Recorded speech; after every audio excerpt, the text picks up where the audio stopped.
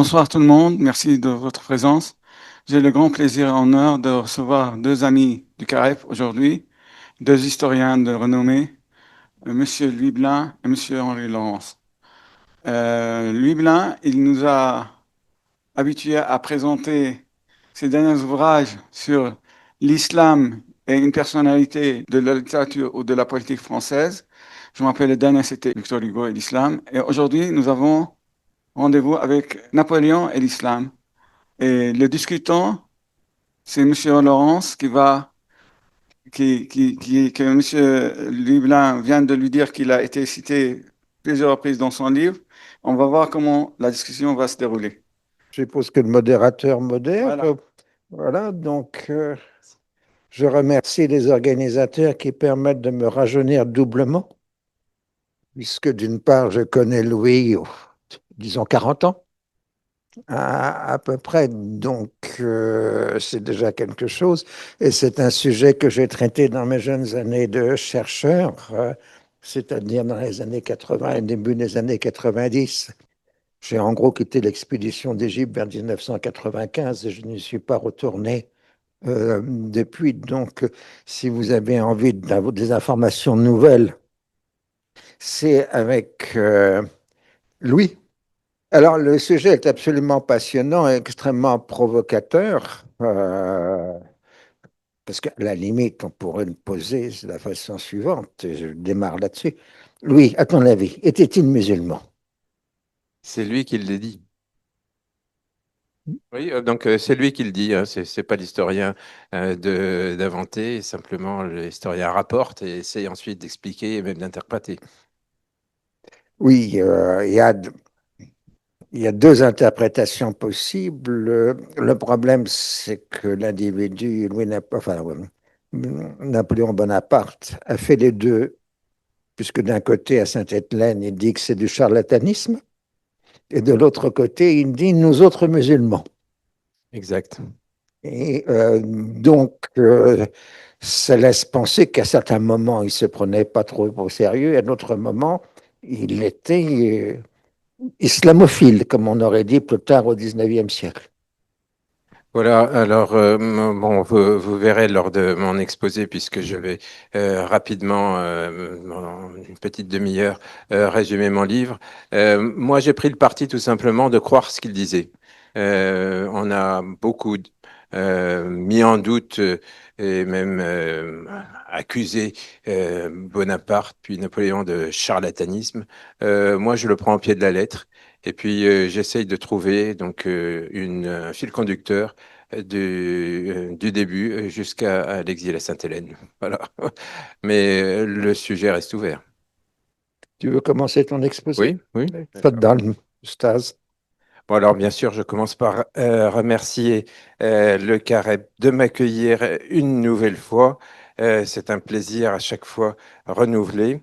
Et remercier également mon, euh, euh, mon ami Henri Laurence. Nous étions un doctorat ensemble, donc effectivement, c'est un ami de longue date.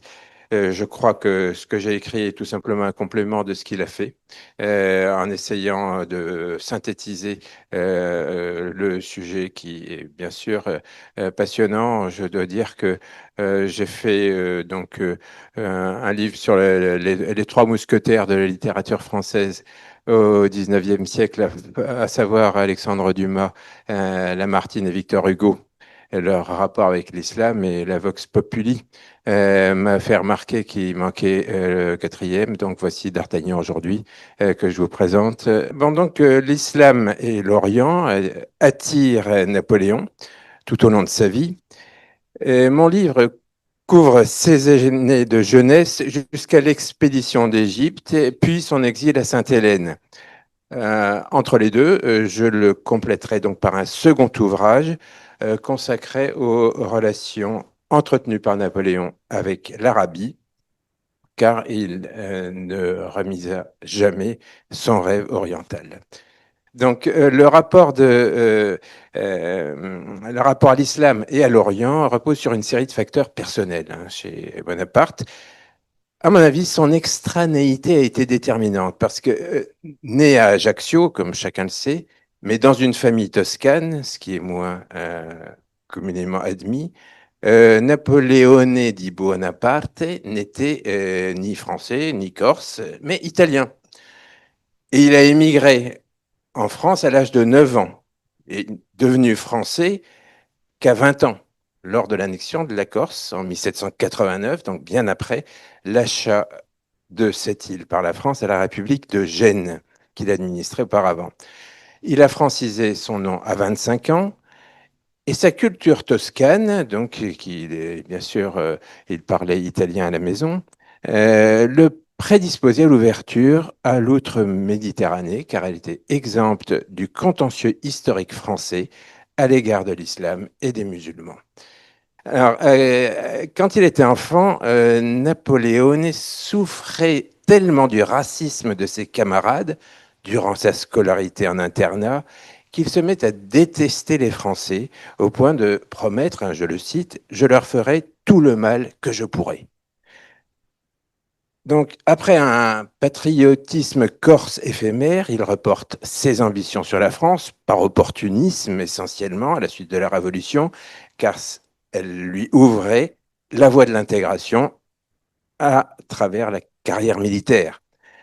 Mais sa seule véritable patrie, à mon avis, restera jusqu'à la fin sa famille, au point qu'il accueillera toujours avec détachement les avanies qu'il inflige à ses propres soldats français. Donc.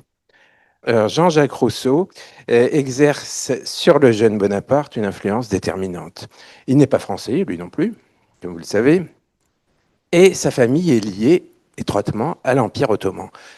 Il se montre favorable à l'islam dans ses écrits, et son déisme, respectueux de toutes les confessions, séduit Bonaparte, de même que sa conception de la religion comme garante de l'ordre social, à une époque où la France aspire à sortir du tourbillon de la Révolution.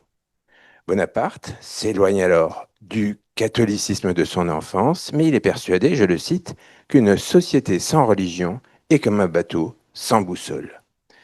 La traduction du Coran par Claude-Étienne Savary, introduite par une biographie du prophète, exerce aussi une influence importante sur la vision orientale du jeune Napoléon, de même que les œuvres de Volney. Bonaparte est tellement séduit par l'Orient qu'il demande un poste à Istanbul, mais le directoire le lui refuse. Et il préfère le garder à Paris. Les Ottomans ne rejoignent pas l'opposition des monarchies européennes à la Révolution.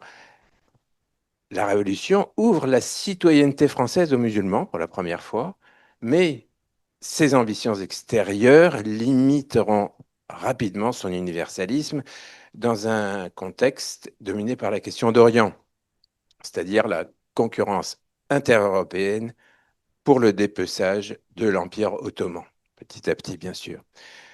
Cet empire déclare la guerre à la France après l'invasion de sa province égyptienne qui, bien sûr, à ses yeux, trahit l'amitié franco-ottomane séculaire et du coup, la République arrête les résidents musulmans étrangers en rétorsion. Le Directoire a envoyé Bonaparte en Orient sous prétexte de libérer les Égyptiens qui n'avaient rien demandé. L'autre objectif qui lui est assigné est de lutter contre les Anglais qui n'y sont pas. Les mobiles économiques de l'expédition ne tiennent pas davantage debout. Le souhait des directeurs de se débarrasser temporairement d'ingénieurs est, à mon avis, anecdotique. Avec le recul, la conquête de l'Égypte apparaît en fin de compte absurde. Sauf pour Bonaparte, général de 29 ans à l'époque, imbu de messianisme révolutionnaire, bien sûr, et qui souhaite régénérer les Égyptiens et aspire aussi à conforter son narcissisme. Mais d'autres mobiles implicites jouent. Cette campagne d'Égypte s'avère pour Bonaparte un voyage initiatique, visant à se réconcilier avec ses origines troubles et donc avec lui-même. il est profondément marqué par l'incertitude sur sa paternité, par la mort précoce de son père et par la jalousie vis-à-vis de son frère aîné Joseph, que vous voyez, qui s'appelait d'ailleurs Napoléon Joseph. Il s'impose à son détriment comme chef de famille à son retour d'Égypte et il persuade les Français que sa campagne a été triomphale alors que c'est une déroute. Certains voient en Bonaparte à l'époque l'inventeur de la propagande moderne. Son attirance pour l'Égypte concorde aussi avec sa franc-maçonnerie inavouée, dont ce pays, bien sûr l'Égypte, forme la matrice symbolique. Les convictions maçonniques de Napoléon ne font pas l'ombre d'un doute, même s'il ne s'est jamais soumis à l'initiation de manière formelle, sans doute parce qu'il était persuadé d'être au-dessus de ce type de cérémonie. Mais sa campagne d'Égypte, où de nombreux maçons l'accompagnent, en tiendra lieu, l'initiation. Hein. Donc, son désir de renaissance symbolique en Orient, hein, c'est l'initiation, forme une étape dans son parcours et ensuite la Renaissance. Donc, bien sûr, c'est sa prise du pouvoir en France, puisque sa première conquête, c'est la France. Donc, l'expédition d'Égypte fait de Bonaparte le premier voyageur romantique en Orient. Il se présente comme le sultan el-Kabir, c'est-à-dire le grand sultan, et il aspire à satisfaire une quête de soi qui ensuite s'avérera emblématique du romantisme. Il était bien sûr à cheval sur les 2 siècles, hein, puisqu'il arrive en Égypte en 1798. Et donc, la première moitié du 19e siècle, c'est la période du romantisme en France. Mais la spécificité de son désir d'Orient, donc il partage avec les romantiques, c'est d'être assorti d'un volet musulman, auquel personne ne s'attendait. Bien sûr, mon livre a trait à la religion musulmane et non pas à la civilisation ou au pays d'islam, mais à l'islam en tant que religion. Au nom du Dieu, clément et miséricordieux, il n'y a point d'autre Dieu que Dieu, et il n'a ni fils ni associé dans son empire. Qadi, cher, imam, dites au peuple que nous sommes aussi de vrais musulmans.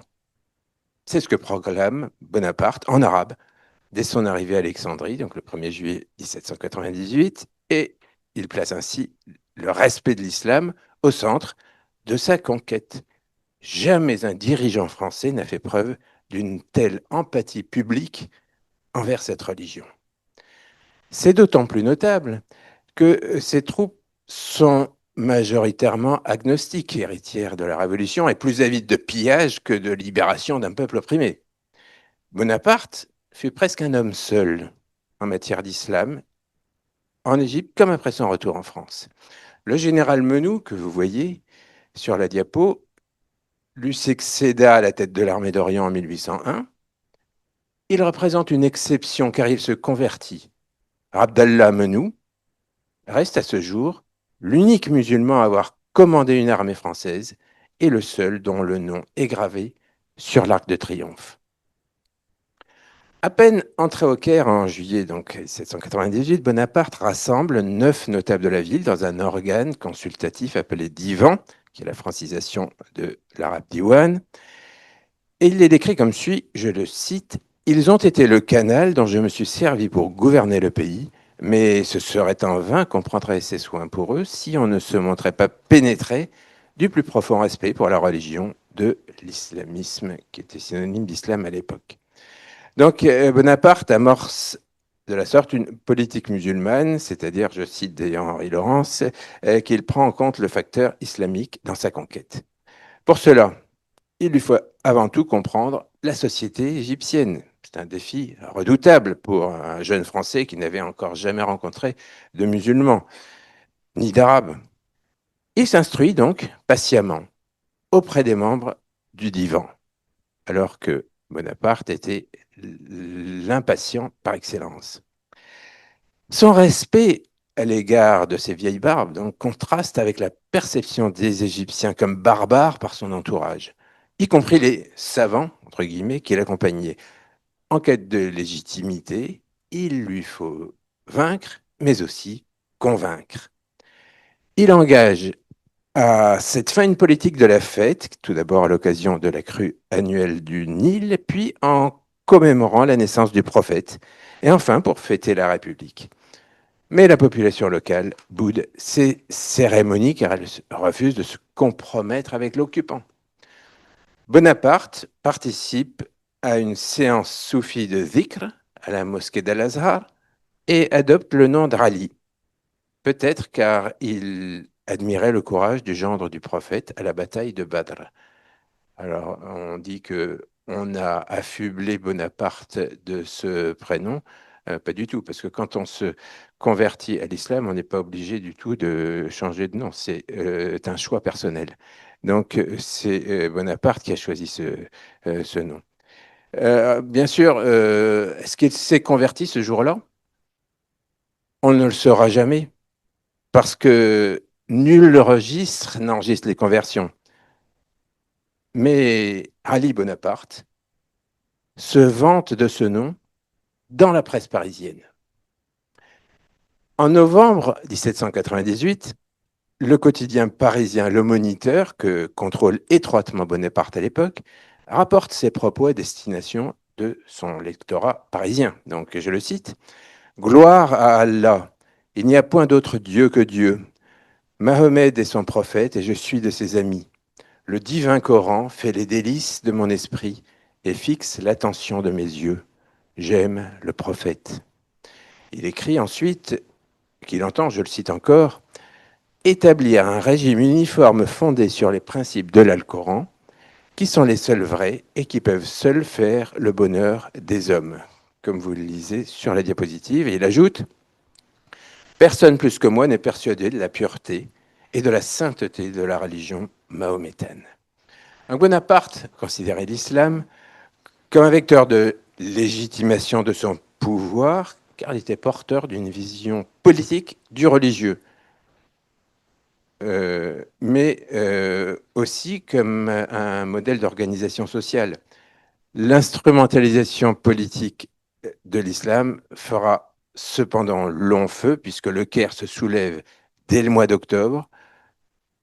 Il y voit des raisons religieuses, mais les Égyptiens se soulevaient avant tout parce qu'ils combattaient un pouvoir encore pire que celui des Mamelouks, puisque l'armée française se payait sur la bête, et ils rejetaient les envahisseurs. Donc, ce n'était pas seulement une question de religion. Un guerrier venu d'Europe prétendant changer le monde, le peuple égyptien, chargé d'histoire, en rétorquait la mémoire. La vieille Égypte lui apprendra qu'on ne fait pas le bonheur des hommes malgré eux et qu'il n'existe pas de colonisation heureuse. Mais sa répression est terrible. Je le cite. Exterminer tout ce qui sera dans la mosquée, El-Azhar, qui était le quartier général des insurgés. La profanation de la mosquée la plus sacrée du pays et le massacre des prisonniers marqueront un point de non-retour. L'épisode discrédite son discours. On voit que le respect de l'autre ne résiste pas aux enjeux de pouvoir. Il se réfugie dans le déni, car il ne peut pas admettre le rejet de ses bonnes intentions. C'est alors la fuite en avant en Syrie, puisque cette campagne, c'est la campagne d'Égypte et de Syrie. Mais quelle Syrie? En fait, c'est la Palestine, puisqu'il n'a pas dépassé Acre. La Palestine faisant partie, bien sûr, de la Grande Syrie à l'époque. Donc, les exactions de son armée s'aggravent en Palestine. Il est défait pour la première fois de sa carrière militaire à Acre. Il bat en retraite, tout en se prétendant victorieux. Il rentre au Caire. Il continue à se focaliser sur l'islam. Je le cite encore. Je vous ai souvent dit et vous ai répété que j'étais un musulman, que je croyais à l'unité de Dieu, que j'honorais le prophète Mahomet et aimais les musulmans. Je vous le dis encore, j'aime le prophète Mahomet. Je l'aime parce qu'il était un brave comme moi et que son apparition sur la terre a eu lieu comme la mienne. Donc, il s'identifie en fait au prophète. Il s'enfuit clandestinement d'Égypte en août 1799 et passe le commandement au général Kléber, assassiné peu après. Abdallah Menou lui succède, sans davantage de succès car la question n'était pas d'ordre religieux, et l'armée d'Orient finit par évacuer le pays sur des bateaux britanniques en 1801 après avoir réprimé une litanie de révoltes populaires et laissé le pire bilan de victimes de l'histoire contemporaine de l'Égypte.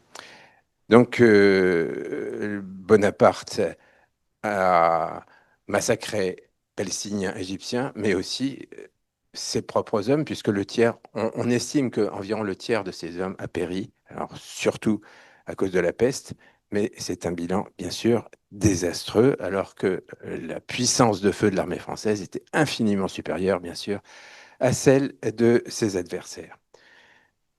Euh, Bonaparte avait des lectures sur les conceptions juridiques de l'islam et s'appuyait donc sur les élites égyptiennes pour gouverner.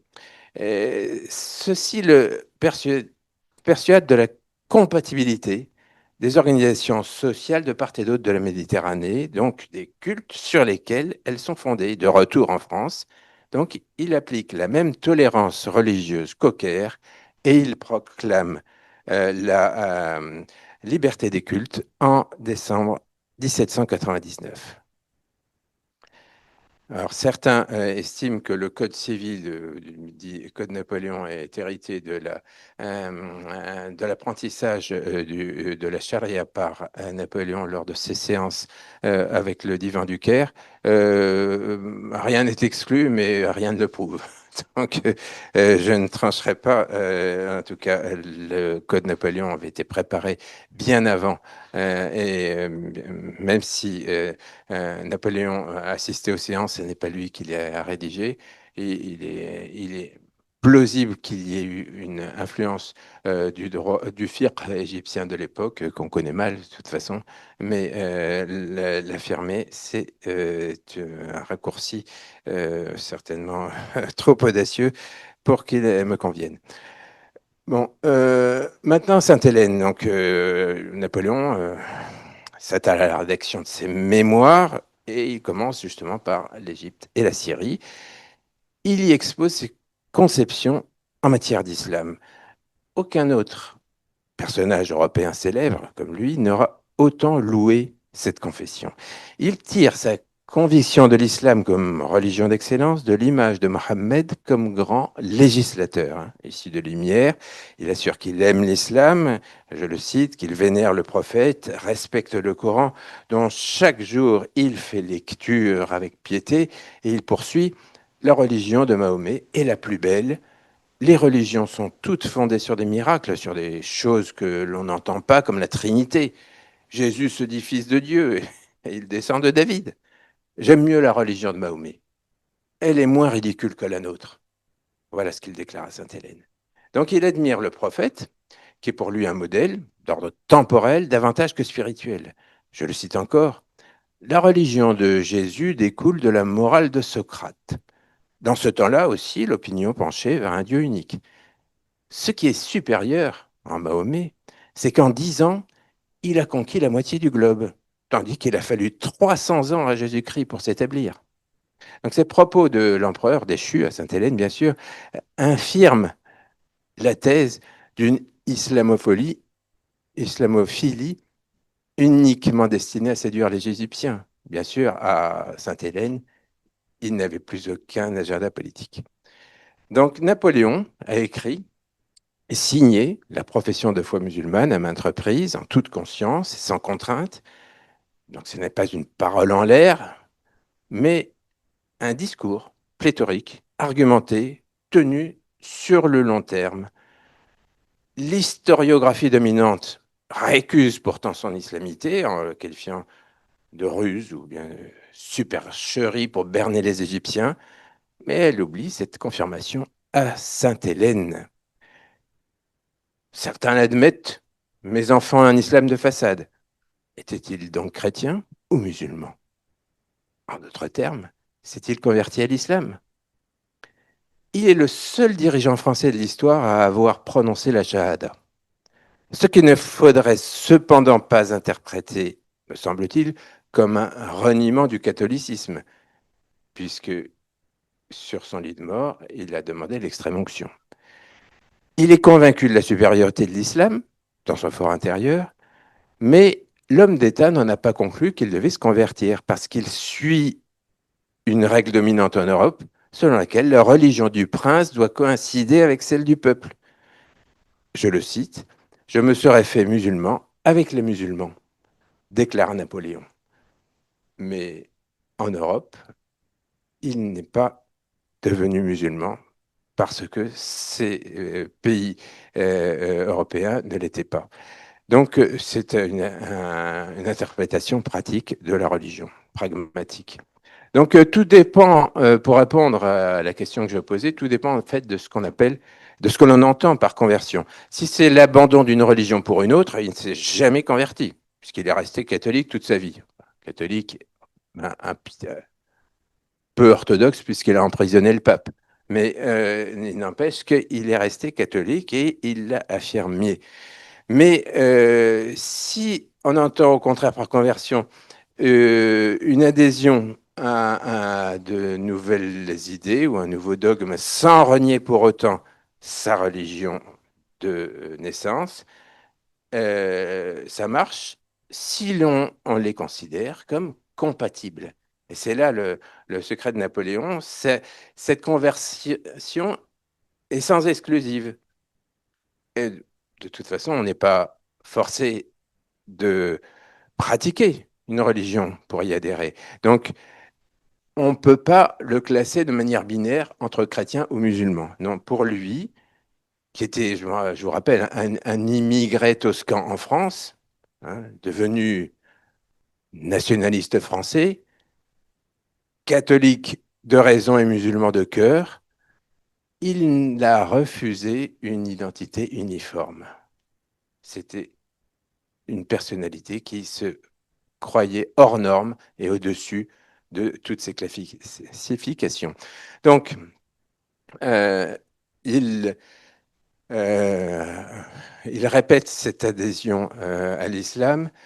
À mon avis, il y a entre une part de provocation pour se venger de la France catholique et arrogante de son enfance qui l'avait martyrisé lorsqu'il avait 9 ans dans les brumes de cet internat dans la France profonde. Euh, il est donc resté italien tout en devenant français et il est resté catholique tout en embrassant l'islam. Il respectait les religions, mais il se considérait comme au-dessus d'elles. Et d'ailleurs, il a en fait massacré tous les adeptes de toutes les religions. Il n'a jamais fait le détail. Donc, il avait un côté odieux et un aspect radieux. Napoléon, donc, était un croyant, à mi-chemin entre un catholicisme subi et un islam choisi. Un catholique qui préférait l'islam au christianisme. Mais il était éloigné de la spiritualité comme de la morale et de la pratique religieuse. Donc il était un piètre paroissien à l'église comme à la mosquée. Le revendiquer donc d'un bord ou d'un autre me semble dérisoire. Mieux vaut tirer les leçons de son attitude vis-à-vis du pan du religieux qu'il a occupé, à savoir le domaine profane ou la culture religieuse. C'est là que son expérience peut aider à réaliser que les deux grands monothéismes ne sont pas incompatibles dans leur fonction sociale. Napoléon reste le chef d'État le plus proche de l'islam de l'histoire de France et il ne comprendrait pas que l'universalisme de 1789 ne s'applique pas à l'islam. L'islamophilie des Lumières, donc cultivée par la Révolution, puis par Napoléon, et puis les figures majeures de la littérature française que j'ai citées tout à l'heure, euh, invalide donc la thèse d'une hostilité atavique entre la France en marche vers la colonisation et l'islam.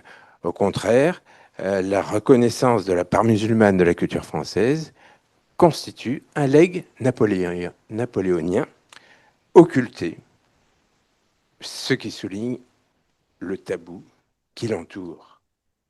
L'expérience de Napoléon, très singulière, illustre la capacité extraordinaire d'intégration de la France issue des Lumières, puisque la tolérance de la société française de l'époque lui a permis de mettre à profit son génie au lieu de le marginaliser pour cause d'extranéité.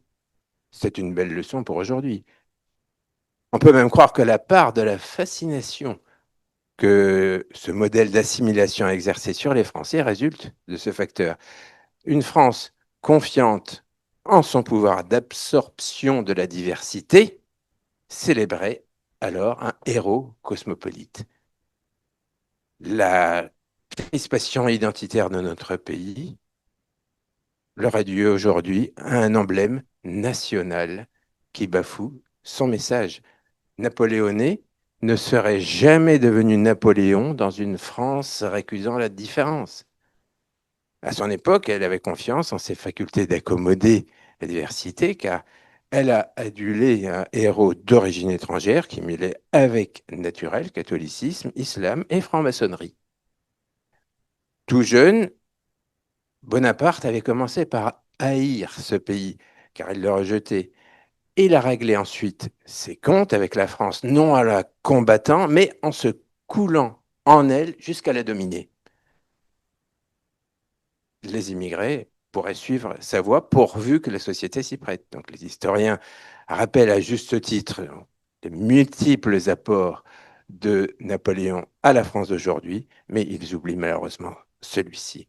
On peut s'étonner d'ailleurs du rejet épidermique provoqué chez la plupart par la simple évocation de l'islamité de Napoléon. S'il avait épousé la foi de l'islam tout en repoussant la culture, son entourage, puis sa postérité jusqu'à nos jours, aurait peut-être admis cela comme un épiphénomène. Mais c'est l'ordre social musulman, et en plus arabe, qu'il a jugé supérieur. Ce qui ne met plus seulement sur la sellette le catholicisme, mais la société française elle-même. Donc repousser la perspective d'un Napoléon musulman trahit un état d'esprit semblable à celui qui faisait du converti un renégat. Faut-il croire Napoléon, sauf quand il parle d'islam? Faire de lui un musulman tartuffe et un catholique sincère? Donc un hypocrite quand cela nous arrange? Même si le contexte historique n'est pas transposable, son approche de l'islam serait de nature à apaiser les craintes que cette religion suscite aujourd'hui, puisque catholiques et musulmans peuvent, à juste titre, le considérer comme un des leurs.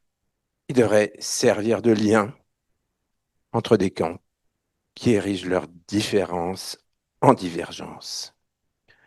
Beaucoup de conservateurs se réclament aujourd'hui d'un Napoléon dont ils récusent l'islamophilie, et une consultation de l'Internet montre que beaucoup de musulmans francophones mettent à l'inverse celle-ci en exergue, ce qui place le personnage au centre d'une bataille des mémoires. Ces camps opposés revendiquent tous deux sa postérité.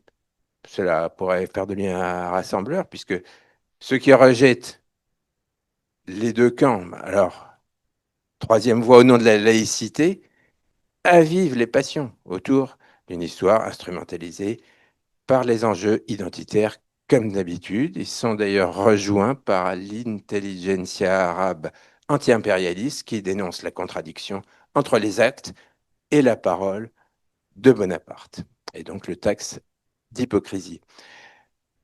Et il me semble étrange qu'une personnalité ayant exercé une telle influence dans de multiples domaines sur notre pays et même ailleurs, se heurte à un déni presque unanime et catégorique en matière d'islam. Ce paradoxe révèle un écueil mental du monde issus de la décolonisation.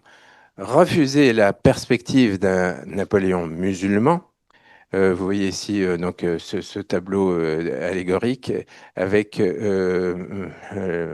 Napoléon entouré de tous les chefs d'État ou généraux qu'il a combattus et contre lesquels il a gagné les batailles, avec au premier rang sur la droite, d'après moi, puisque c'est pas le peintre n'a pas donné la liste des personnages, mais enfin, ça me semble clair. Les deux bey mamelouks qu'il a combattus en Égypte, à savoir Mourad et Ibrahim Bek.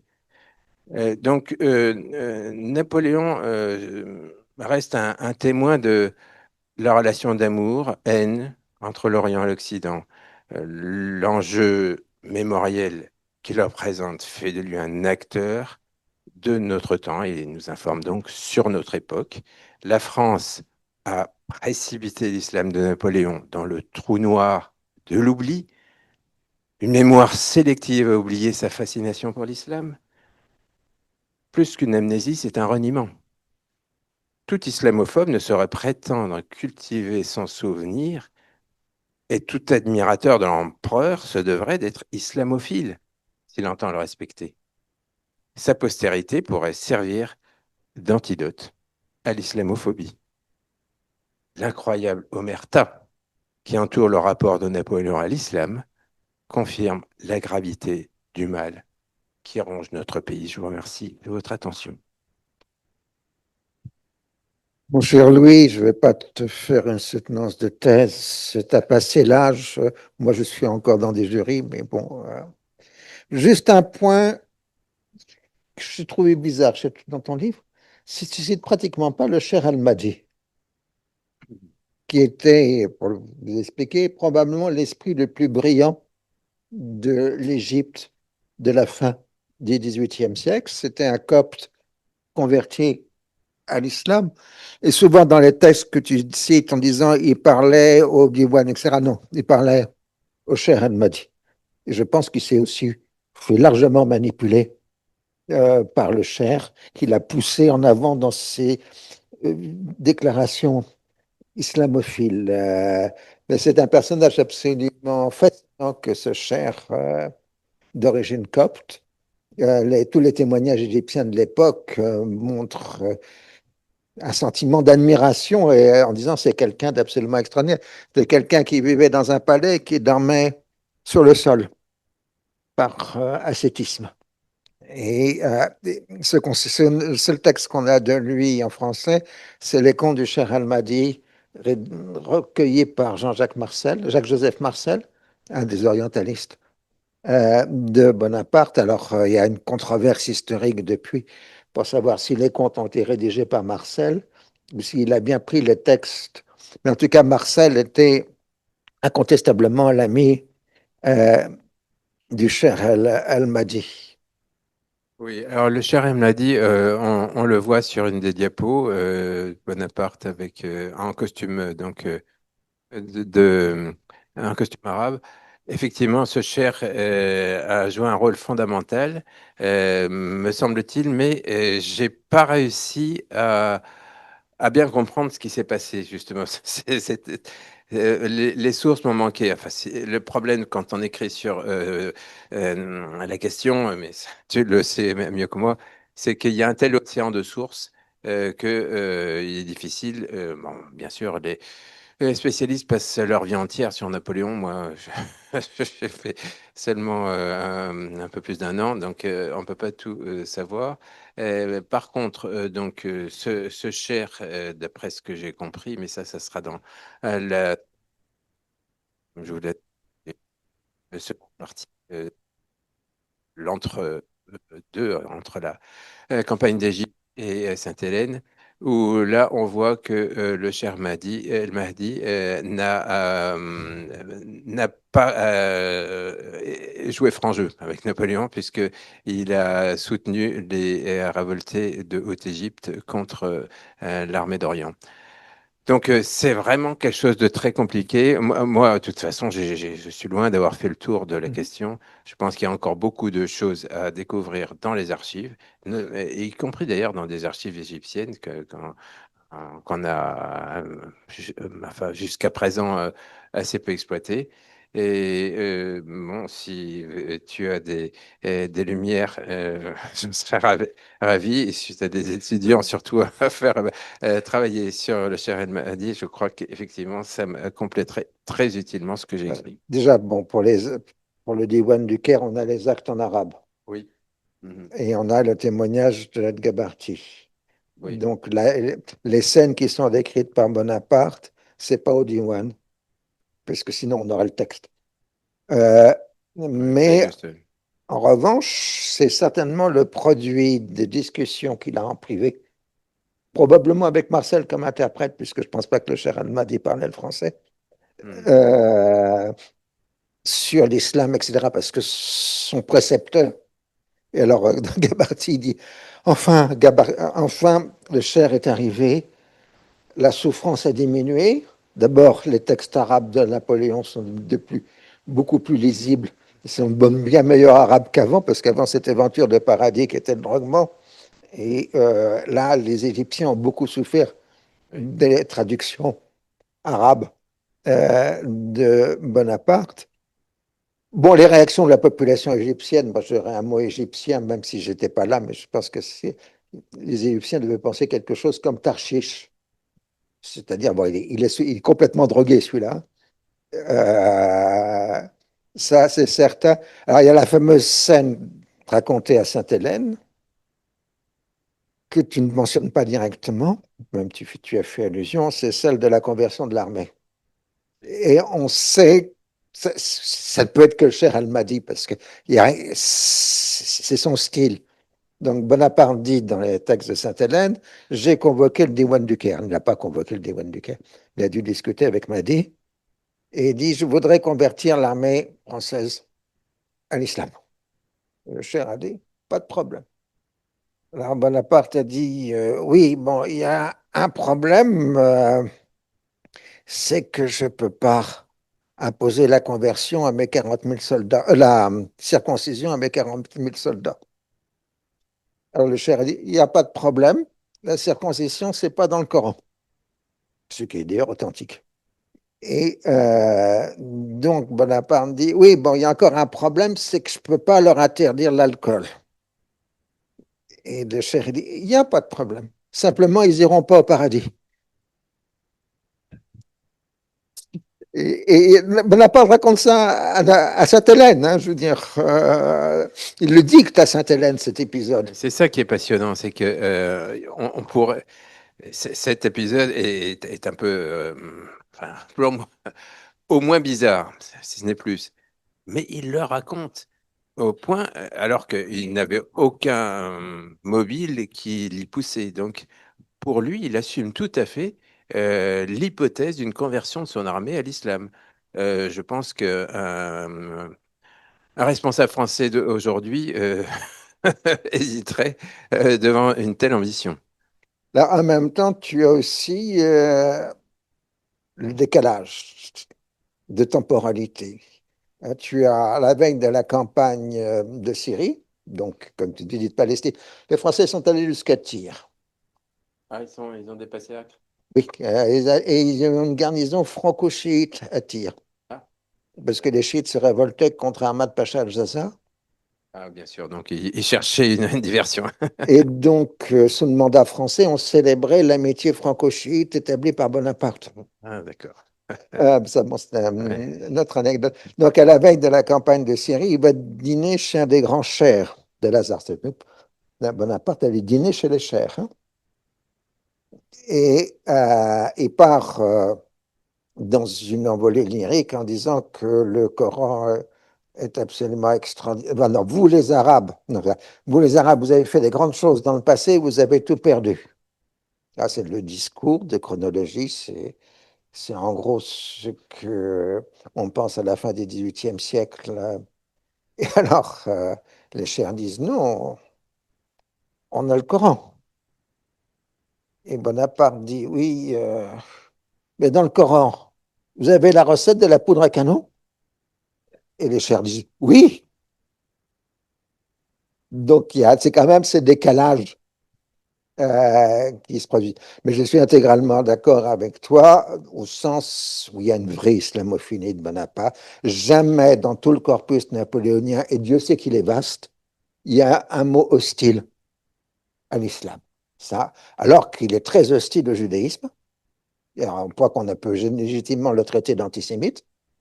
Euh, mais chez lui, il y a vraiment une appétitude sympathique. Alors, c'est une interrogation personnelle. Il faut imaginer, on est, le contexte, en 1798, on est à la 9e année de la Révolution.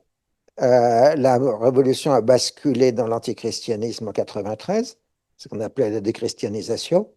Ensuite, on est arrivé à des compromis boiteux. Il n'y a pas de messe. L'armée n'a pas d'aumônier. Euh, c'est pour ça qu'il se présente comme un maître d'islam. Il n'y a pas un symbole chrétien dans cette armée. Alors, quand ils arriveront en Galilée en 99, les textes disent qu'ils ont redécouvert leur catéchisme. Mais pas Bonaparte, qui est allé donc en Palestine, mais n'a jamais pensé à visiter Bethléem ni Non, non, Jérusalem. non, bah, Euh, Jérusalem, ils ne pouvaient pas. Bethléem, enfin, les troupes françaises sont allées jusqu'à la Galilée, à la bataille du Mont Tabor. oui. Euh, mais dans le bateau qui conduit Bonaparte en Égypte, bah, et on s'ennuie le soir, donc on discute. Donc il y a les généraux qui sont là et puis il y a les savants.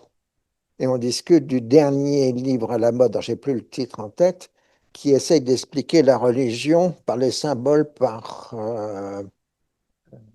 une interprétation qu'on dirait aujourd'hui mythologique de la religion, parce que c'était le dernier livre à la mode sous le Directoire. Et Bonaparte dit non, il y a autre chose. Oui, moi, ce qui m'a fasciné chez Bonaparte et que les historiens français ont tendance à négliger, c'est qu'il n'avait pas du tout le passif islamophobe hérité de la culture française, que chacun connaît.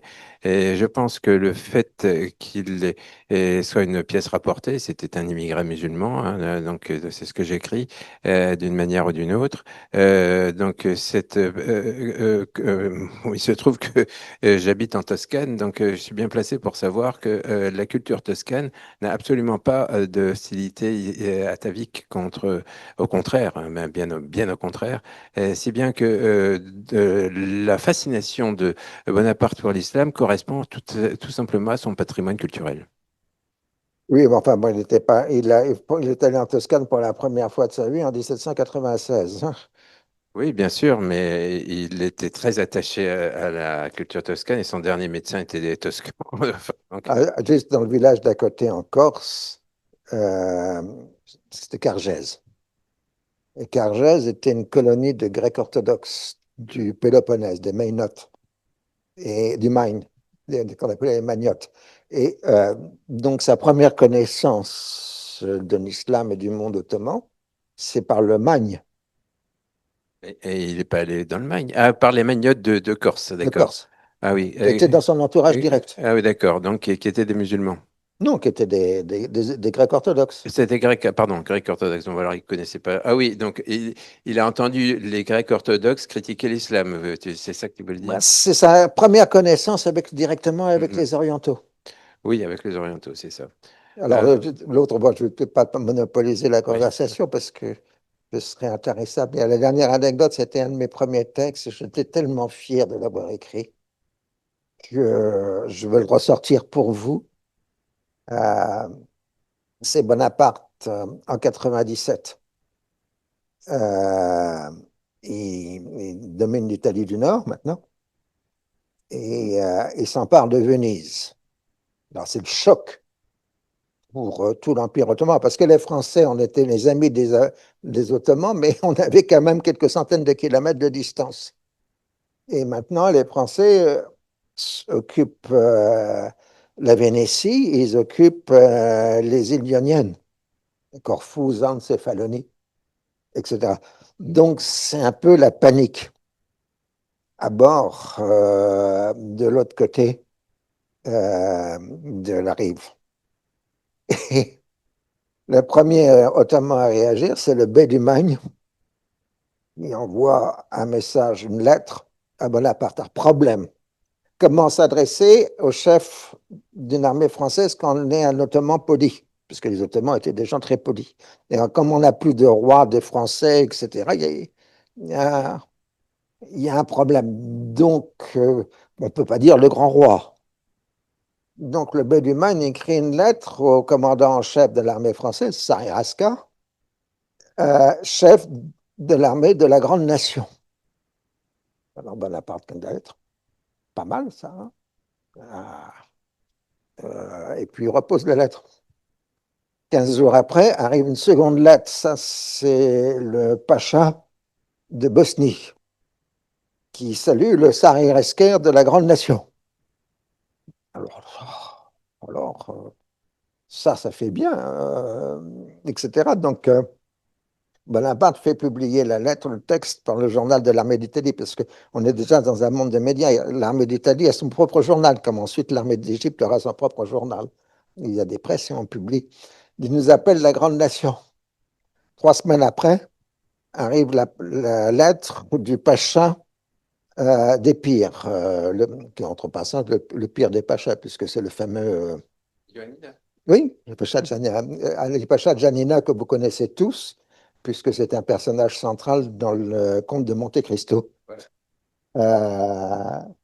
Et donc, là aussi, on salue la grande nation. Alors là, ça, c'est pas possible.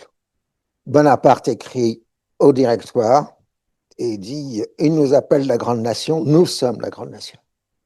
Et du coup, le coup d'État de 18 Fructidor, qui est fait par les contingents envoyés par Bonaparte pour dissoudre les élections pro-royalistes, se font au nom de la grande nation. Autrement dit, le terme grande nation, dans lequel ensuite la France s'est identifiée au 19e siècle, au point que maintenant les Français l'ont oublié, mais les Allemands ne l'ont pas oublié. Je me rappelle, j'avais une étudiante allemande, je sais plus, j'avais fait une remarque, quelque chose, c'était il y a 40 ans. Ah, les Français, vous croyez toujours la grande nation. Euh, donc, ce terme grande nation était une production ottomane et ensuite adoptée par le gouvernement français du directoire. Voilà, une anecdote sans plus. Alors, dernier point aussi, que tu n'as peut-être pas mentionné, c'est qu'il n'y a pas de musulmans en France en 1789. Il y a quelques chrétiens d'Orient, mais par exemple Marseille et autres, ce n'est pas autorisé. Et la création de la première communauté musulmane en France, c'est les réfugiés de l'Égypte, ils sont à peu près 3000, qui sont stationnés à Marseille. Et puis, bon, Bonaparte, tous les hommes valides dans l'armée, comme d'habitude, hein, ouais. Et les autres avec une pension à Marseille. Et donc, ces pauvres gars, imaginez, euh, il y en avait un paquet qui venait de Galilée. Ils sont devenus les mêmes, le chasseur d'Orient et les Mamelouks de la garde. Vous les voyez dans Goya. C'est-à-dire, ce sont des gars qui venaient de Galilée et qui se sont retrouvés entre Madrid et Moscou, sans rien comprendre probablement à ce qui leur arrivait. Et ils ont été massacrés en 1815 parce que justement, les Mamelouks étaient devenus le symbole du bonapartisme. Et de même chose, Anwar Loka avait montré jadis que l'image du cheval cabré, avec éventuellement quelqu'un qui tient un sabre, vient des Mamelouks et a été repris immédiatement dans l'iconographie napoléonienne, ce qui fait qu'on voit par exemple Murat à cheval cabré et le sabre en avant, et qui fait que l'équitation arabe est devenue le symbole d'image de marque de l'idée napoléonienne. Donc on pourrait continuer pendant des heures, mais je te vole la priorité, ce qui est un scandale. Non, tout ceci est passionnant. Merci beaucoup, Henri, de toutes ces anecdotes qui sont très révélatrices, justement, d'une interpénétration culturelle stupéfiante pour un jeune homme de 29 ans qui débarque dans un pays qu'il ne connaît pas du tout et Oui, qui jeune homme de est... 29 ans. Fais attention, ils sont tous jeunes. Oui, ils sont tous jeunes, hein, bien sûr, mais Tous les généraux de l'expédition d'Égypte, à l'exception de Kleber et Menou, ont moins de 30 ans. voilà, c'est ça.